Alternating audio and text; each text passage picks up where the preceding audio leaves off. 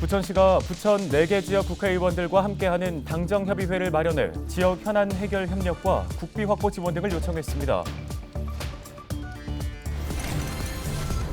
북한의 연이은 무력 도발에 얼마 전 울릉도에 공습 경보가 있었습니다. 북한 접경 지역 주민들의 관심이 많았는데요. 김포에도 정부가 지원하는 대피시설이 있습니다. 알아두시면 좋을 것 같습니다. 인천시와 군구가 이달 25일까지 인천 사랑 상품권 부정 유통 행위를 집중 단속합니다. 코로나19 이후 사회 전반에 인공지능 활용이 늘고 있습니다. 학교 현장에서도 교과 진도와 학생 집중력, 학습 성향 분석에 AI를 활용할 것으로 보입니다.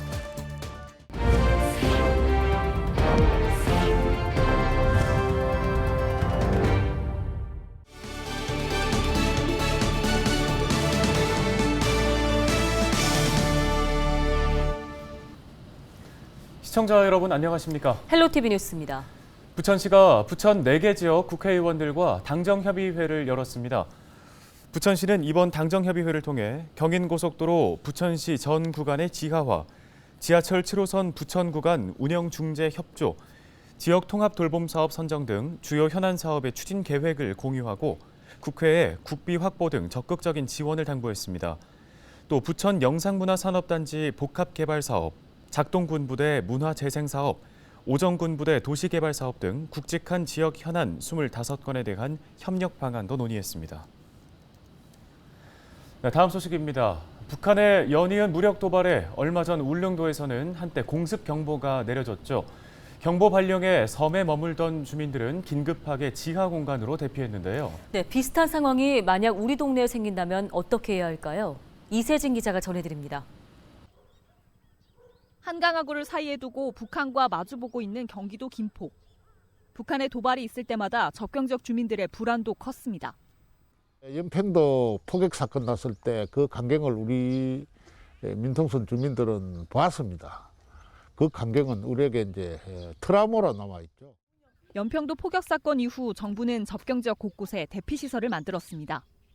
김포 지역 22개 마을에도 정부가 지원하는 대피 시설이 마련돼 있습니다. 하지만 접경 지역에만 대피소가 있는 것은 아닙니다. 대피소는 도심 안에서도 쉽게 찾아볼 수 있습니다. 평소 출퇴근길 이용하는 도시철도 역사도 위급 상황에서는 전부 대피소입니다. 아파트나 상가의 지하 주차장, 행정복지센터 지하 공간까지 김포 안에서만 모두 190곳이 대피소로 지정돼 있습니다. 긴급한 상황에 이용하려면 평소 가까운 대피소가 어딘지 미리 파악해두는 것이 무엇보다 중요합니다. 평소에는 이제 안전 디딤돌 등을 활용해서 내 주변에 대피소가 어디 있는지 한 번씩 숙지하시면 좋으실 것 같고요. 근데 실제로 만약에 포탄이 떨어지거나 유사시가 발생했을 경우에는 대피소를 찾기보다는 내 근처에 지하시설이 있는 건물로 신속히 대피하시는 게 무엇보다 중요하겠습니다. 우리 동네 대피소는 국민재난안전포털을 통해 알 수 있습니다. 또 행정안전부 안전 디딤돌 스마트폰 앱을 통해서도 내 위치와 가장 가까운 대피소를 확인할 수 있습니다. 헬로티비 뉴스 이세진입니다. 코로나19 이후 사회 전반의 영역에서 인공지능 도입이 가속화하고 있습니다. 교육계도 예외는 아닌데요. 정형화된 칠판앞 수업에서 벗어나 빅데이터에서 AI까지 활용하는 학교의 모습, 이제 더는 낯설지 않습니다. 이정아 기자가 전해드립니다. 올해 최초로 열린 학술대회 미래교육 AI 포럼입니다. 포럼 주제는 미래 학교의 방향을 큐레이션하다. 이미 교육 현장에서 빅데이터 플랫폼 활용을 시도한 경남교육청을 중심으로 서울시 교육청, 서울대 사범대가 머리를 맞댔습니다. 우리 학생들이 미래 사회에 대응해서 살아갈 수 있는 역량을 길러주기 위해서는 교육의 디지털로의 전환은 필요하고 데이터 축적을 통한 인공지능의 교육적인 활용은 미래교육을 위한 중요한 요소가 될 것이라고 저희들은 확신합니다. 국내 교육계 시도는 유사한 연구를 하는 미국 내 학자들에게도 큰 관심사입니다. 과거 학교의 모습에서 탈피하는 이른바 디지털 대전환. 기존에는 학생 수 통계나 학습 행동, 성적 관리 등 행정 영역에 그쳤지만 앞으로는 데이터 수집을 통해 학습자 중심의 맞춤형 교육을 설계할 수 있다는 겁니다. 개개인의 교과 진도를 비롯해 학생 집중력, 학습 성향까지도 면밀하게 분석할 수 있다는 게 최대 장점으로 꼽힙니다. 이렇게 되면 현재 학교의 모습도 변화할 수밖에 없습니다. 교사들은 지금 뭐 할 거냐. 이런 AI 시스템을 가지고 교사가 AI를 일종의 파트너로서 해야 되거든요. 그런데 그런 AI를 정말 파트너로 할 수 있는 그런 역량을 우리가 갖추고 있느냐. 이런 문제들이 계속 꼬리를 물고 일어난 것 같습니다. 이번 포럼을 시작으로 전국 시도교육청과 교육기관, 전문업체가 참여하는 교육 데이터 연구가 이어질 예정입니다. 관련 학술대회도 연간 최대 4차례까지 늘려갈 방침입니다. 코로나19 이후에 우리 교육은 온라인 교육 플랫폼에 의존을 많이 하고 있습니다. 그래서 그만큼 이제 플랫폼에 데이터가 쌓여 있는데 인공지능 빅데이터 기술을 활용하면 학생들의 어떤 특성을 알 수 있고 이를 이용해서 개별 학습이 가능하기 때문에 4차 산업혁명의 핵심으로 꼽히는 빅데이터와 인공지능이 학교 안으로 들어오면서 한국형 공교육의 새로운 모습을 예고하고 있습니다. 헬로티비 뉴스 이정합니다. 인천시가 이달 25일까지 인천사랑상품권 부정 유통 행위를 집중 단속합니다. 주요 단속 대상은 불법 수취와 환전, 결제 거부와 현금 차별 대우 등의 행위로 적발된 가맹점의 경우 가맹점 등록이 취소되거나 과태료를 부과받을 수 있습니다. 인천시는 군, 구, 지역 상품권 운영 대행사와 부정 유통 단속 체계를 구축하고 이상거래 행위를 지속적으로 감시할 계획입니다.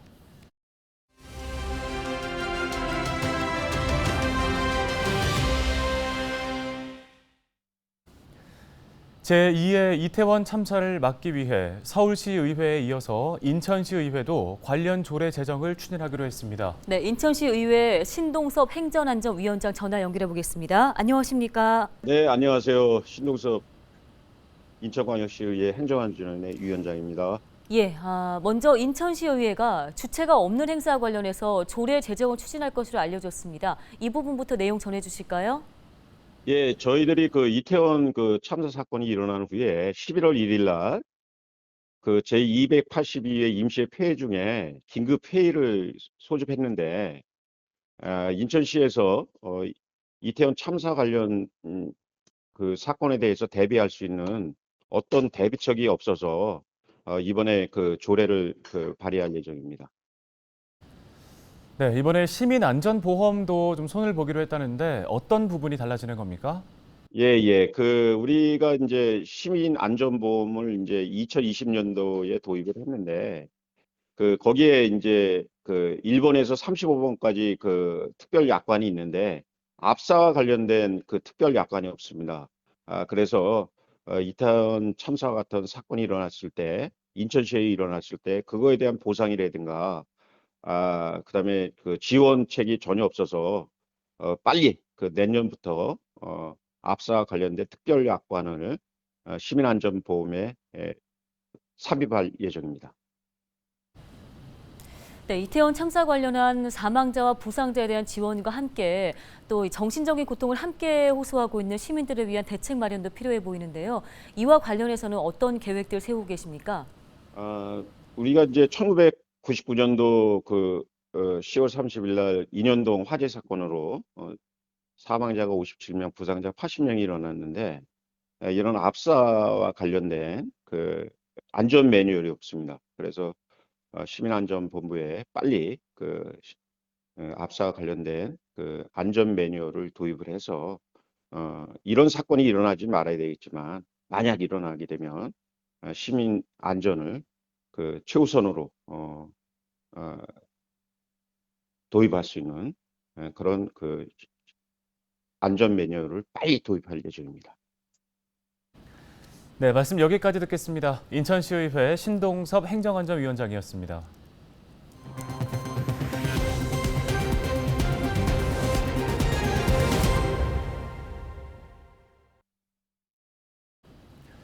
가을 단풍이 절정을 이루면서 요즘에 산 찾는 분들 늘고 있습니다. 산행 중에 부상을 입거나 추락하는 사고도 덩달아 늘고 있죠. 네, 산악사고에 대비해서 등산 전 미리 챙겨야 할 점들은 어떤 게 있을까요? 전소연 기자가 자세히 전해드립니다. 40대 남성이 구조대원에게 엎인 채 산에서 내려옵니다. 산행 중 발목을 접지른 겁니다. 단풍 인파가 몰렸던 지난 주말에도 산악사고가 잇따랐습니다.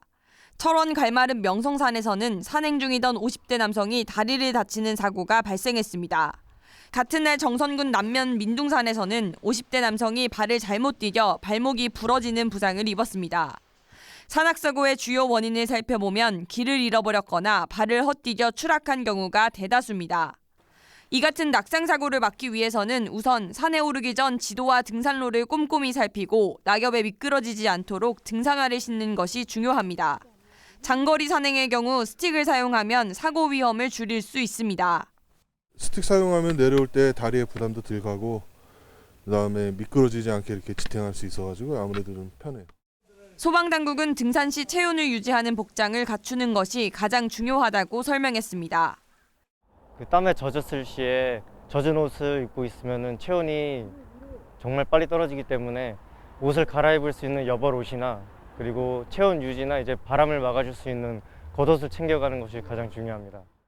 만에 하나 사고를 당했다면 빠른 신고로 구조를 요청해야 합니다. 산에서 사고를 당했을 경우 산악 위치 표지판에 적힌 번호를 이용해 신고하면 빠른 구조를 받을 수 있습니다. 만약 표지판을 확인할 수 없다면 스마트폰 지도 앱을 활용해 119에 위치를 알려야 합니다. 소방당국은 무엇보다 체력에 맞는 등산 계획을 미리 짜두는 것이 중요하다고 당부했습니다. 또 밤과 낮의 기온차가 큰 가을철에는 해가 지기 한두 시간 전에 산에서 내려올 수 있도록 미리 계획을 세워놓는 것이 좋습니다. 헬로티비 뉴스 전소연입니다. 다음 소식입니다. 과거 성범죄 전력으로 복역한 뒤 보호 관찰을 받던 40대 남성이 부천에서 전자발찌를 훼손한 채 달아났다가 도주 하루 만에 붙잡혔습니다. 법무부는 8일 오전 11시 30분쯤 서울 구로구 일대에서 40대 남성 A씨를 검거했다고 밝혔습니다. 법무부와 부천 원미경찰서 등은 지난 7일 밤 11시 30분쯤 부천 상동의 한 도로에서 40대 남성 A씨가 전자발찌를 끊고 도주한 것을 처음 감지하고 공개 수배에 나섰는데요. 신고를 받고 출동한 경찰은 현장에서 훼손된 전자발찌를 발견하고 주변 CCTV 영상 분석을 토대로 A씨를 추적해왔습니다. 인천 지역 여성 10명 중 3명 이상이 대중교통 이용에서 성범죄 두려움을 느끼고 있는 것으로 나타났습니다. 인천시는 지난 5월 18일부터 6월 3일까지 인천에 사는 만 19세 이상 여성 1,110명을 대상으로 여성폭력 실태조사를 진행했는데요. 지하철과 버스 등 대중교통 이용에서 성범죄 두려움을 느낀다고 응답한 비율이 35.4%에 달하는 것으로 나타났습니다. 특히 강제 추행을 경험했다고 응답한 288명의 피해 장소 중 33.3%는 버스와 지하철 등의 교통시설 내부였습니다. 이어 디지털 성범죄 등으로 공공 화장실을 안전하게 이용하기 어렵다는 응답도 30.7%에 달했습니다. 앞서 지난 2019년에 진행된 실태조사에서도 불법 촬영 등 디지털 성범죄의 불안감을 느끼는 장소로는 공공 화장실이 가장 많았던 것으로 나타난 바 있습니다. 김포에서 군용 비행장 소음으로 피해를 입은 주민들을 구제하거나 지원하는 방안을 담은 조례안이 통과됐습니다. 김포시 의원 3명이 공동 발의한 이번 조례안은 김포시가 군용 비행장으로 인한 소음 피해 지역이 있는지 실태 조사를 의무적으로 하도록 규정하고 있습니다. 또 소음 피해 지역 주민들을 위해선 피해를 줄이거나 없앨 수 있는 방안을 마련하거나 주민복지사업, 법률 상담을 지원할 수 있도록 했습니다. 부모의 참여를 확대한 열린 어린이집이 늘어나고 있습니다. 김포시는 올해 개방성과 참여성, 지속 가능성을 심사해 75곳을 열린 어린이집으로 선정했습니다. 이에 따라 김포에서 열린 어린이집으로 운영되는 곳은 기존 42곳을 포함해 총 117곳인데요. 열린 어린이집으로 선정되면 공공형 어린이집 배정에서 가점을 받거나 보조교사 지원 혜택을 받을 수 있습니다. 오늘 헬로티비 뉴스가 준비한 소식은 여기까지입니다. 네, 시청해주신 여러분 고맙습니다.